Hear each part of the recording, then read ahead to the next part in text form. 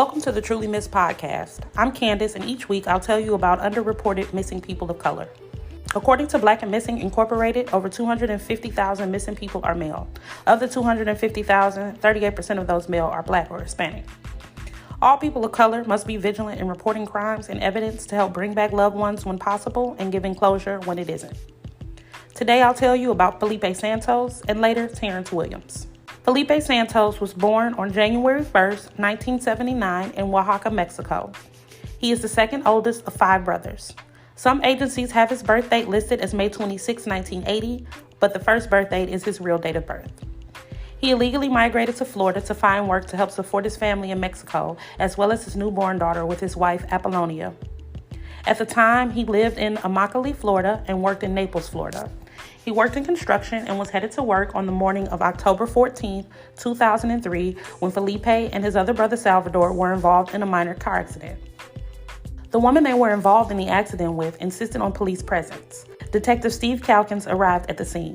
He searched Felipe and discovered that he was undocumented and didn't have a license or insurance. The woman involved in the accident cited that Calkins seemed irritated with Felipe for not having his proper documents. He put only Felipe in the back of his car and drove away. Felipe is then never seen again. Salvador went to the jail with their boss to get Felipe out, but he wasn't there. They discovered that he had not been arrested. He had been written several tickets, one of which was a court appearance. Once the family couldn't locate Felipe in jail or any hospitals, they filed a police report. It is believed that his brother and wife were also undocumented at the time. So for them to even go to the police leads me to believe that Felipe would not have just run off. He was very much in trouble. And he was headed to work and just vanished after being put into a police cruiser. Apollonia says she was never even interviewed by the police about her husband's disappearance.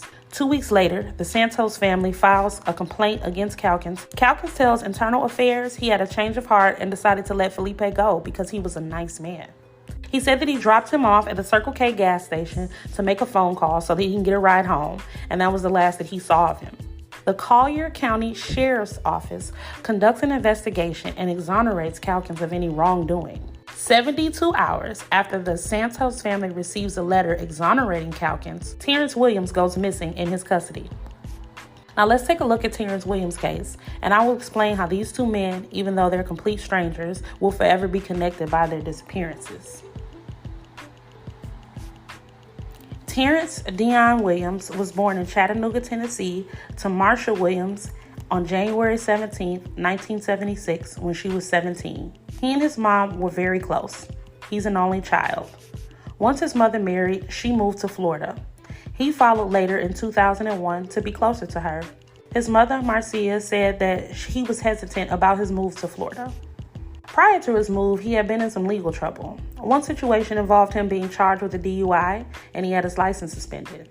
I'm really not going to discuss much of his legal trouble here because it doesn't pertain to his disappearance, and they were not violent incidents. He's also the victim here, and on this show, he will be respected as such. Now, I only mention the DUI and the license because it's part of what kind of led to his disappearance.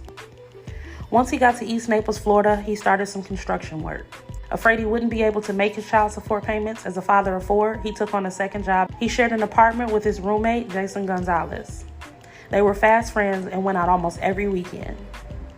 He relied on his mother and his roommate for transportation to and from work.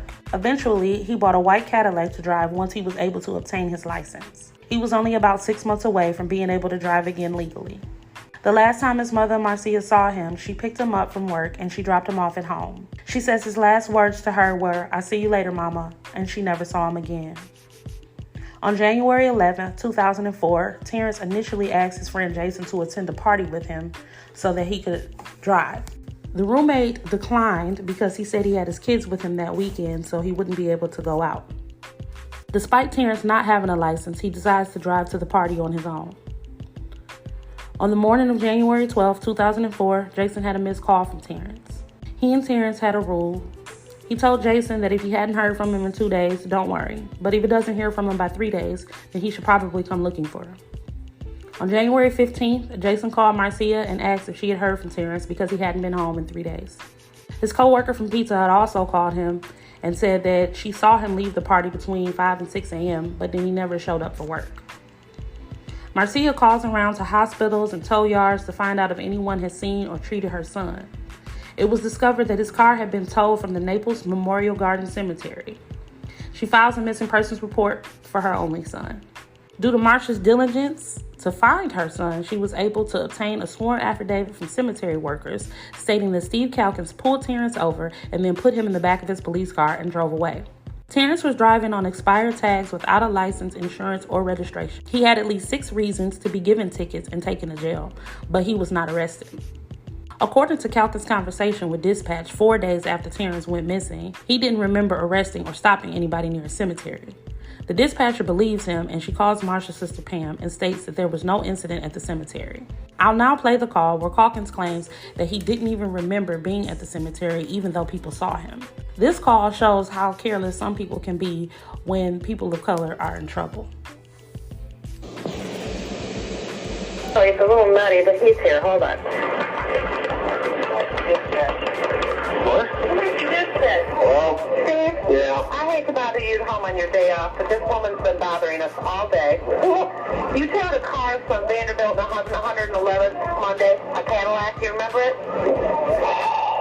No. Do you remember? She said it was near the cemetery. Cemetery. I mean, the people at the cemetery are telling her you put somebody in the back of your vehicle and arrested them, and I don't show you arresting anybody. I never arrested nobody. That's what I thought.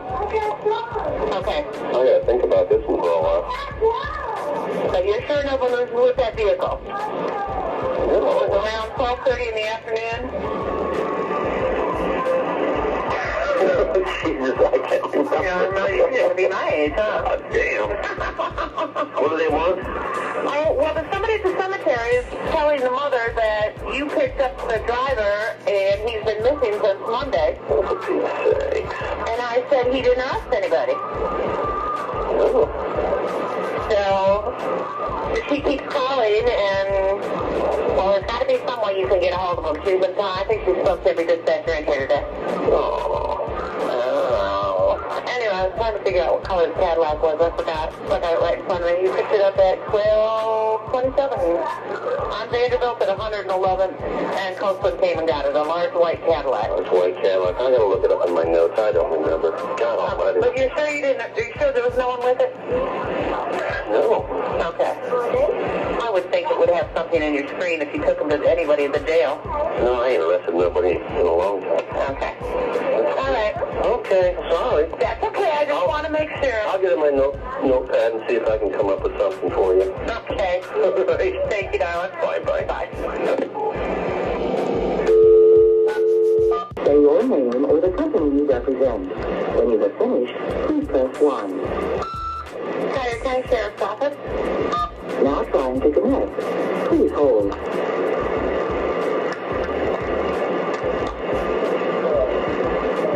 Connecting. Please wait. Hello? Hi, this is Kathy from Sheriff's Office. Is this Ms. Ribbit? Yes. I talked to Deputy Calkins, Mm-hmm. and he did not pick anybody up with that vehicle. He did not? He did not. Okay, So there was nobody there when he had that vehicle towed. Okay, we knew that he didn't pick him up, but someone picked him up. The people at the cemetery said that they saw a police officer in a Collier County Sheriff's Department car put him in the car and take him away. Okay, if there was an officer out there, there's over 900 officers here. We'd have to have a car number to know who it was. There's no way I can find out if somebody gave him a ride somewhere. You can't even do it by, No, I can't go through 900 deputies' histories for Monday. No, I was about to say, when I called, if this substation 1, they said that the way you could track him would be the report at the street he was picked up on. There was no report taken. That's what I'm telling you. There is no report taken from that area on Monday.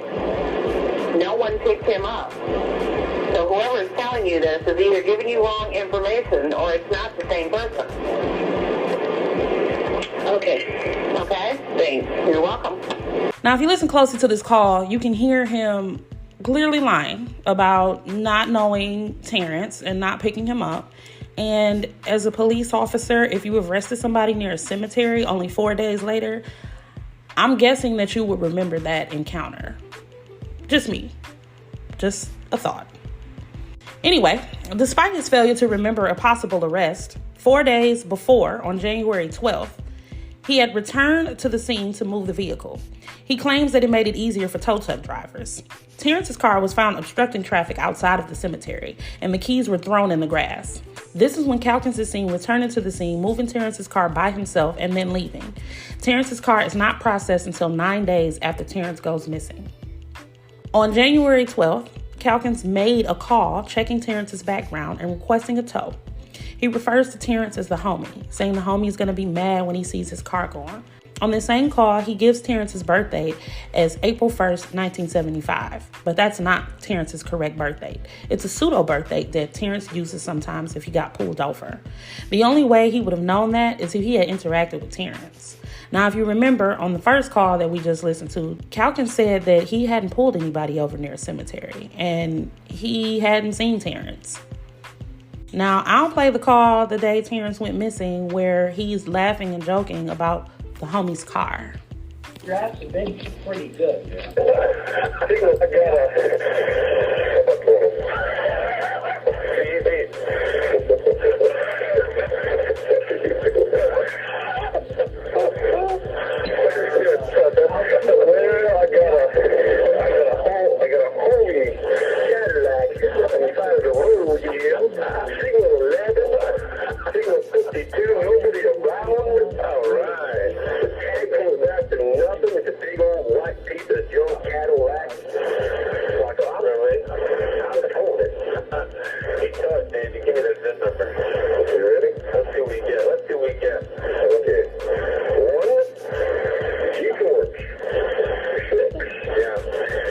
The call is not as important as the tone. Why are you laughing and joking about somebody's car being a piece of junk?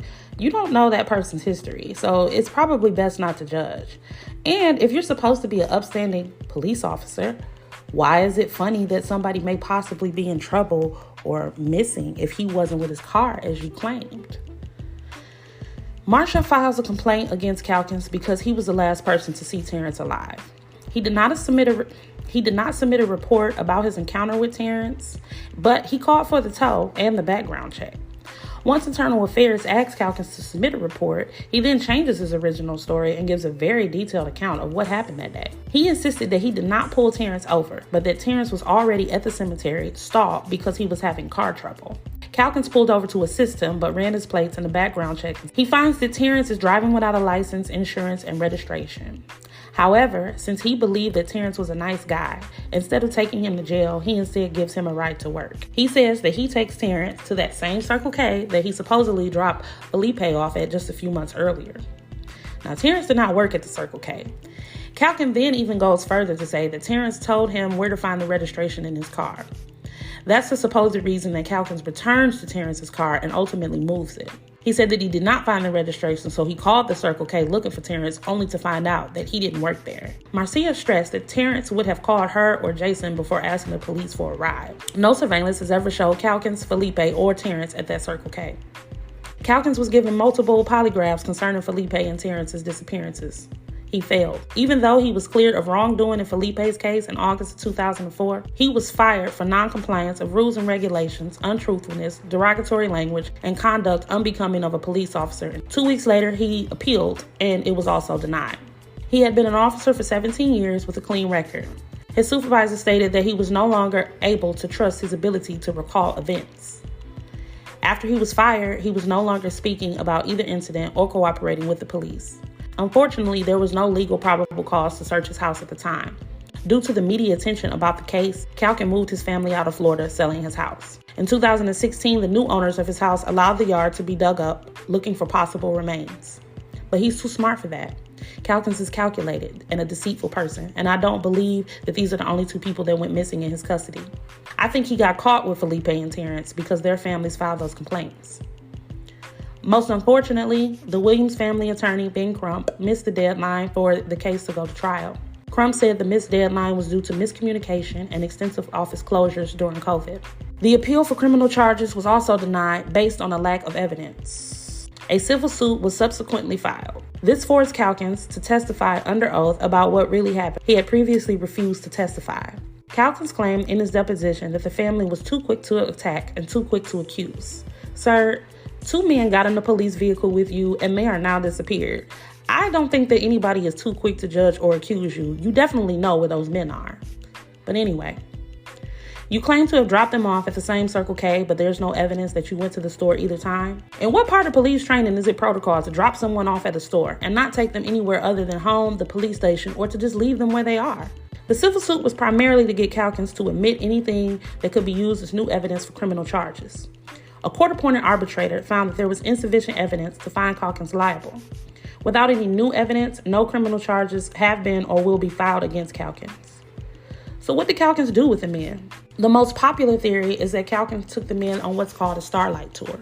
The term originated in Saskatchewan, Canada, and is a practice of driving people outside the city limits and abandoning them, forcing them to walk or find their way home. This practice came to light when an Indigenous Canadian man named Daryl Knight was picked up by the police leaving a party and abandoned in freezing conditions. He survived by hiding out in a power plant and telling the security guard what happened to him. 2 other Indigenous men, Rodney Nastis and Lawrence Wagner, were found frozen and deceased shortly after Knight reported his experience and near where he was dropped off. But getting back to Terrence and Felipe, it's not cold in Florida, but there's so much swamp, forest, and open space. I believe that Calkins dropped the men off in the Everglades, possibly without their belongings, and forced them to try to find a way home. One theory from investigators was that both men left willingly to avoid legal woes. Terrance had child support issues and Felipe was undocumented. Even though they both had legal trouble, they seemed like good family men who just wanted to make a better life for themselves. Both were headed to work. Neither was pulled over for a violent crime and had any weapons on them. They did not walk away willingly. There is no evidence of that. Now, this case is different from most because we actually know who's responsible for this disappearance. One man was last seen with 2 different men months apart. Not only that, he lies. He was even fired for lying. If you were in the Naples area at the time of Terrance or Felipe's disappearance and saw either of these men being abducted by Calkins, please contact the FBI. He never took them to jail. He never took them home. He never took them to a hospital, and he didn't leave them where they were. He could have just left them, which is typically what an officer does if they aren't going to arrest you and you don't need medical attention. I wouldn't personally contact the Collier Sheriff's Department because they found enough evidence of him lying to fire him, but declined to press criminal charges. Tyler Perry did a 2-part special on Terrance and Felipe and has offered a $200,000 reward leading to the return of Terrance or Felipe. Terrance is presumed dead and declared so by the state of Florida. Felipe is still considered a missing person. The number for the Collier County Sheriff's Office is 1-800-780-8477. You can also contact the FBI at tips.fbi.gov or NamUs, the National Missing and Unidentified Persons System, at 817-202-5931. Thank you for listening. We will be back next week with another Truly Missed. You can follow us on Instagram at trulymissedpodcast or send us an email at trulymissedpodcast@gmail.com. If you have a story that you would like to share, if you have any tips that you would like to share, you can please email or DM me. I focus on people of color as those stories don't get as much coverage. Hopefully we can build a community, one listener at a time. All sources are listed in the show notes. Please help this family and other families get one step closer to bringing their loved one home. Felipe and Terrance are truly missed.